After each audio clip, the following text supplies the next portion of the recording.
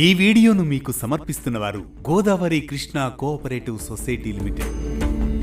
వైశాఖ మాసంలో వచ్చే అక్షయ తృతీయ హిందూ సంప్రదాయంలో అత్యంత శుభప్రదమైన రోజుగా భావించబడుతుంది. అక్షయం అంటే క్షీణించనిది, నశించనిది అని అర్థం. ఈ రోజున చేసిన పూజలు, దానాలు, శుభకార్యాలు అనేక రెట్లు పుణ్యఫలాన్నిస్తాయని శాస్త్రాలు చెబుతున్నాయి.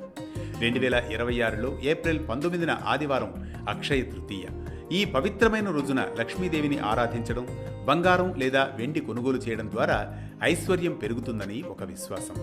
ఈసారి అక్షయ తృతీయ ప్రత్యేకత ఏంటంటే అదే రోజున గజకేసరి రాజయోగం ఏర్పడబోతోంది.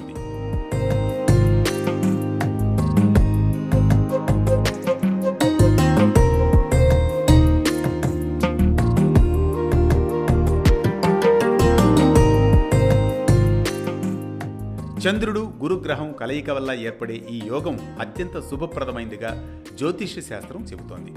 ఇది జ్ఞానం, సంపద, గౌరవం, విజయాలను ప్రసాదించే శక్తివంతమైన యోగంగా పరిగణించబడుతోంది. ముఖ్యంగా ఈ యోగం కొన్ని రాసుల వారికి అత్యంత అనుకూలంగా మారి వారి జీవితంలో సానుకూల మార్పుల్ని తీసుకువస్తుందని విశ్వసిస్తున్నారు.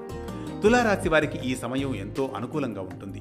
లక్ష్మీదేవి అనుగ్రహంతో ఆర్థిక పరిస్థితి మెరుగుపడి పనులు వేగంగా పూర్తవుతాయి. బంగారం, వెండి కొనుగోలు చేసే అవకాశాలు ఉన్నాయి. మేషరాశి వారికి అదృష్టం తలుపు తడుతుంది.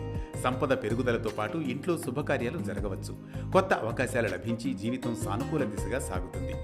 ఇక మీనరాశి వారికి గతంలో ఉన్న ఆర్థిక సమస్యలు తగ్గుముఖం పడతాయి. శని ప్రభావం తగ్గడంతో ఉపశమనం లభిస్తుంది.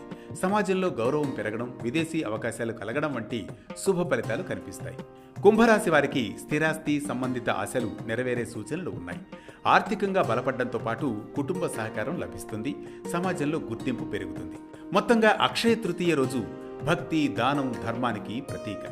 గజకేసరి రాజయోగం కలిసి రావడంతో ఈ అక్షయ తృతీయ రోజు మరింత పవిత్రతను సంతరించుకుంది.